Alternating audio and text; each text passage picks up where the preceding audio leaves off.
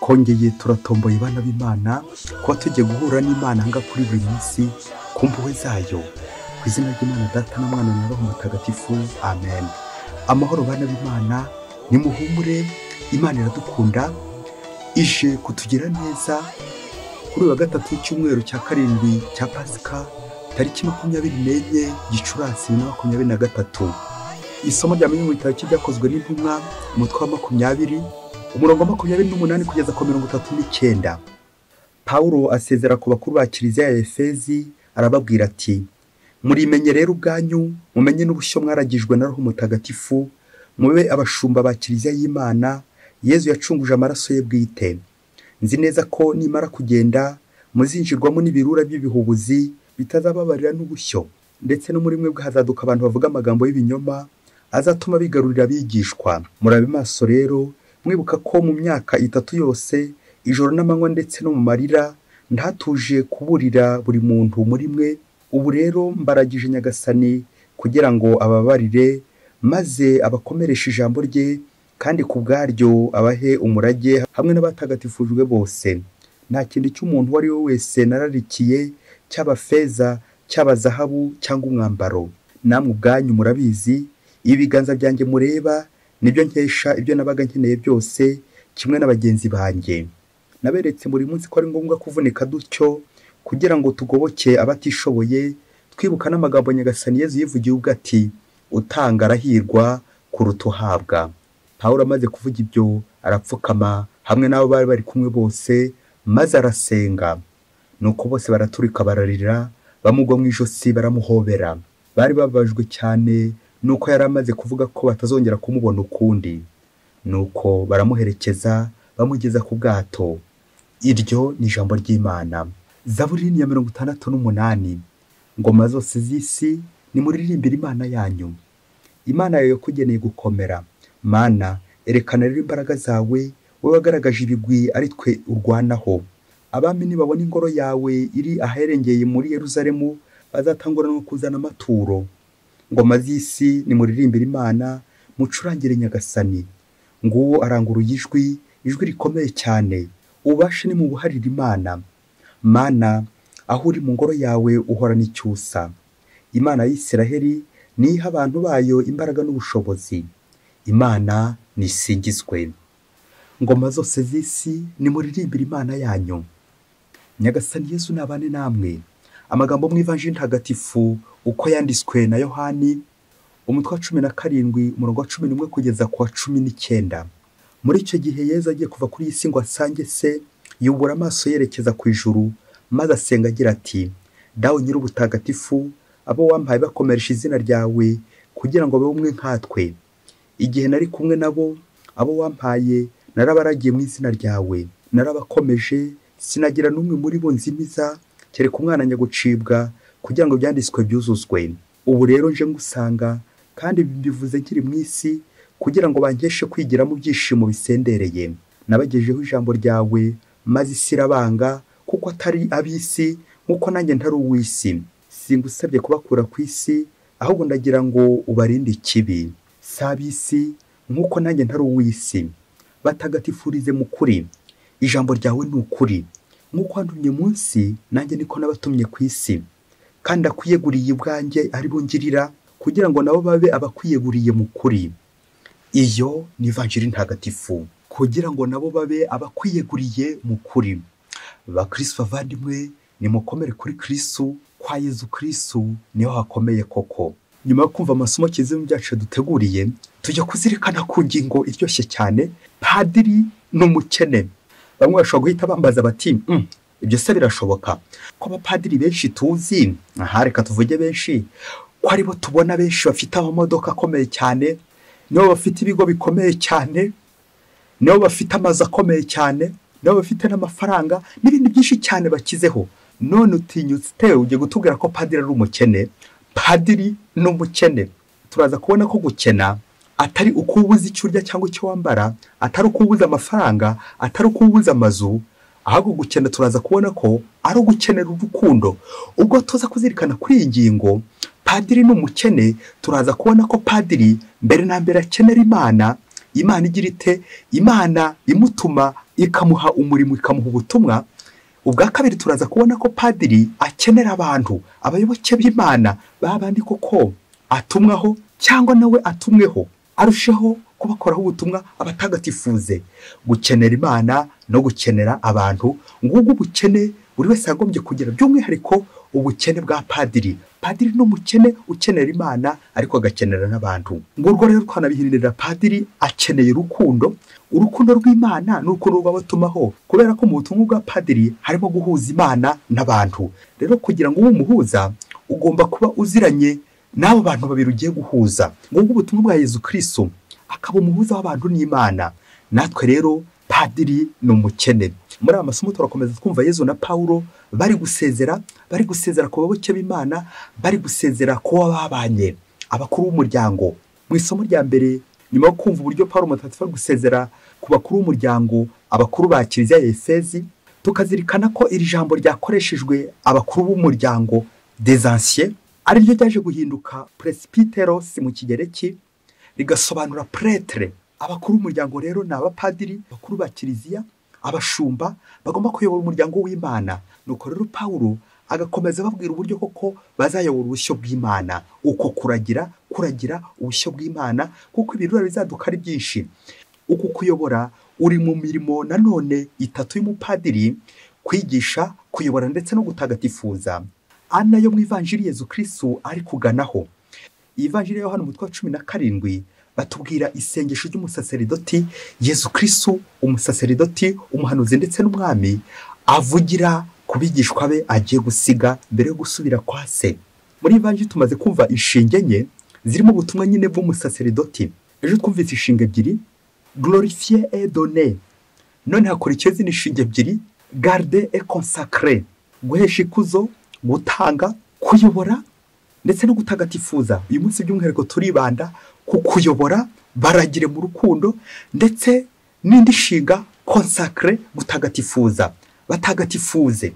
Umupadiri rero ni wa muntu koko ukenera Imana, ngo Imana ijye gutagatifuza agahura n'Imana, kugira ngo agire ate, kugira ngo asange imbaga nawe yitagatifuze ahawe ubutumwa bw'Imana. Nuko rero kuguhura n'imbaga koko bigatuma koko yegera Imana, kandi koko akegera n'abavandimwe. Anabyo mutagatifu Agustin yavugaga ati, umushumba agomba kugira impumuro y'intama aragiye. Ngo umupadiri, nguwo umuntu ushinzwe abandi, nguwo umushumba agomba koko kwegera intama, bityo koko akaziyobora, akazitagatifuza. Ngubwo ubukene, wa mushumba agomba gukenura nyine ubwo bushyo kugira ngo busoze kuri Yezu Kristo. Mu gihe Pawulo mu isomo rya mbere akoresha abakuru b'umuryango presbyteros, presbytere de prêtre, abapadiri, Yezu mu ivanjiri arakoresha intumwa ze, abigishwa be, ari guha ubutumwa bwo kubakomeza nyuma yuko agenda gutagatifuza. Nginshingano y'umupadiri, nginshingano y'uhaye Imana, kuyobora abantu ku Mana, kubatagatifuza, kubereka ingoma y'ijuru. Ariko ko abereka ingoma y'ijuru nawe ubwe atiretse, bityo uwihaye Imana cyangwa umupadiri ntakamere nka cya cyapa kiba gishinze ku muhanda, gishinzwe kurangira abantu kikayobora inzira ijya mu ijuru, ariko we ntashobore ko kuyoboka iyo nzira. Amasomo rero agatuganisha cyane cyane muri iki gihe ku mupadiri, umupadiri ushinzwe kuyobora ubushyo bw'Imana. Wa mupadiri koko Yezu ashobora kunyuraho, Imana inyuraho kugira ngo igere ku bantu. Niba koko padiri nawe yemera ubwo butumwa bwo kunyurwaho, ibaze nanjye nibaze. Umunsi umwe hirya kure cyane muri Afurika, umupadiri woroboye paruwase, yari padiri mukuru wa paruwase, ngo kubera ukuntu yitwaraga neza imbere y'abamuyobora ndetse n'imbere y'abakristo, bamukunda cyane pe. Nuko igihe kimwe kiza kugera koko baza kumuha ka promotion kugira ngo ajye kwiga anonosora ubumenyi afite, bityo koko azagaruke koko banamushinga n'ubundi butumwa bukomeye cyane bwo gukomeza yigisha, ayobora, kandi koko atagatifuza imbaga y'Imana. Umunsi umwe rero igihe kiza kugera ubwo umupadiri yagomba kujya gutega indege nyine imujyana mu mahanga kujya kunonosora amashuri. Padiri rero akaba yarakundaga gushengerera cyane koko bikomeye cyane. Noneho aza gufata igihe aravuga ati, ngiye guhabwa ubutumwa bukomeye cyane butoroshye, reka rero nongera igihe cyo gushengerera, nongera igihe cyo guhura na Yezu kugira ngo koko amfashe gutegura urugendo rwanjye. Ubwo bishoboke ko haburaga ukwezi kugira ngo bayajye kwiga mu mahanga. Nuko rero akomeza ategura urugendo rwe, biza kurangira koko afunze varize ye, koko ibintu byamaze kubifungira hamwe byose neza, byumvikane umutwaro azatwara mu gihe azaba agiye mu mahanga kwiga. Nuko ngo umunsi umwe agiye gushengerera, dore ko nyine yagomba gutura Yezu urugendo rwe. Nuko umunsi umwe agiye gushengerera, nuko agiye kumva yumva ijwi ry'imbamutima riramubwira riti, padiri, ntabwo ushobora gutambuka, umutwaro uremereye, ntabwo watambuka mu ndege. Padiri avayo abihiwe cyane, nuko abaza Yezu ati, kubera iki? Undi munsi wa kabiri agiye gushengerera, nibwo Yezu yamusubije ati, umutwaro wawe uremereye. Avuye gushengera none ku munsi wa kabiri, abona nanone imitwaro yaratwaye koko ibyo yahambiriye abona biroroshye. Nanone akomeza kwibaza, anako arushaho kugenda biha cyane. Nuko ngo ku bwa gatatu ageze imbere y'isakaramento ari gushengerera, Yezu nanone aramubwira ati, televiziyo. Iyo Jean Padiri akomeza aryibazaho ati, televiziyo.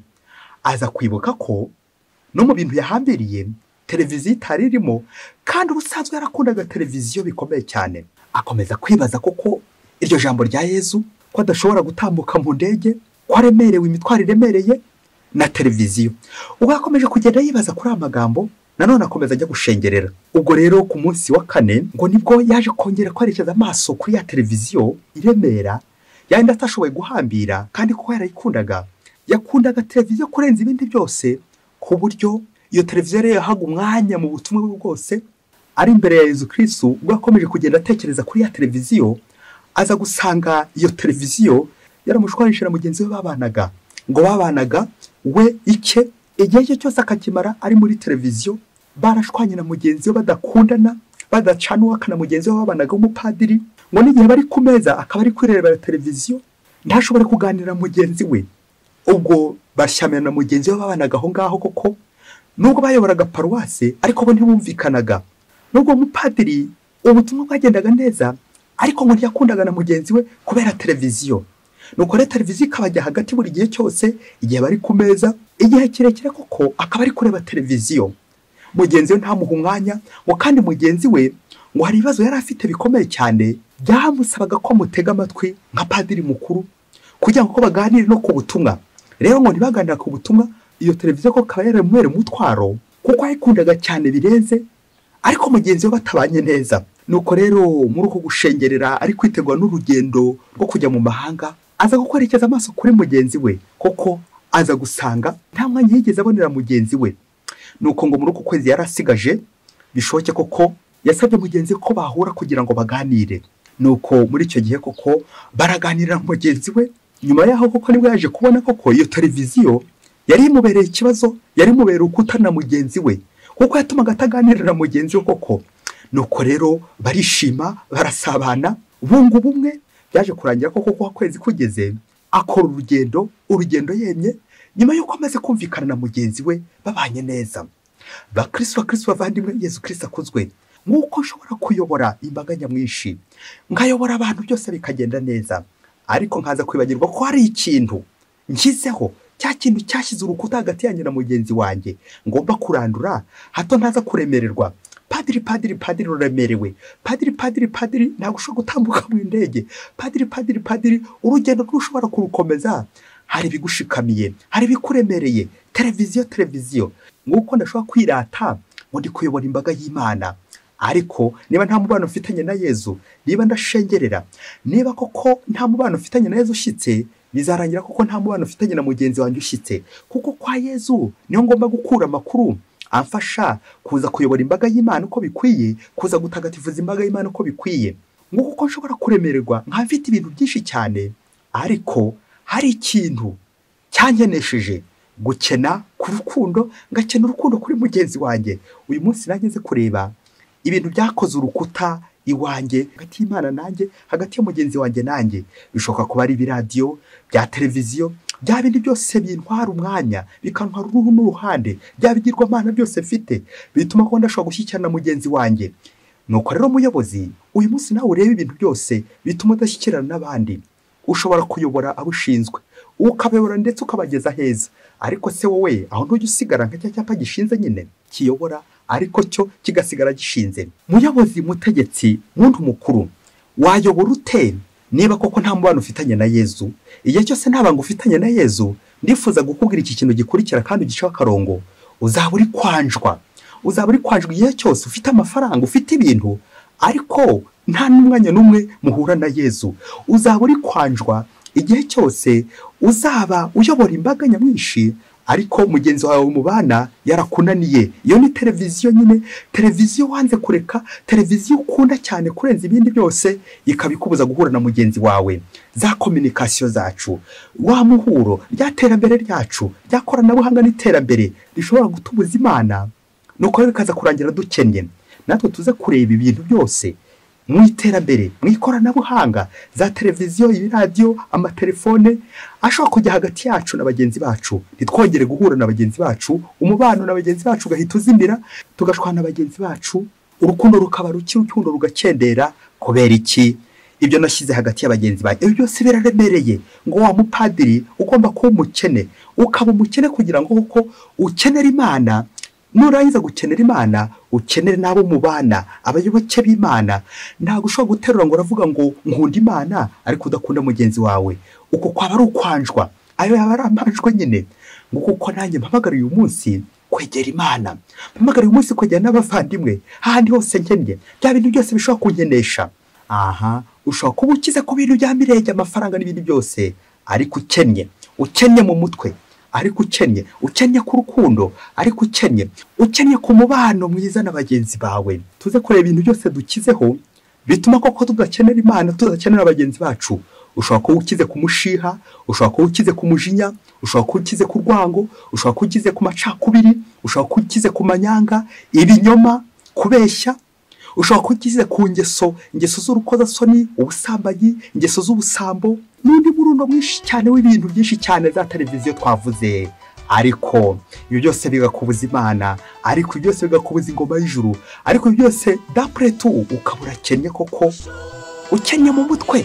Nguko uko duhamagariye koko kwizitura kuri ibyo byose, ibi byose dukizeho, ariko bikabidutera ubukene, maze koko dukenera Imana, dukenera n'abavandimwe bacu, bityo koko tubajyane mu ijuru, tugumane nabo hamwe n'Imana. Mwese Imana ibahe umugisha. Imana Data na Mwana na Roho Mutagatifu. Amen. Padiri Basumbuko Ladislas wa Diyosesi ya Cyangugu.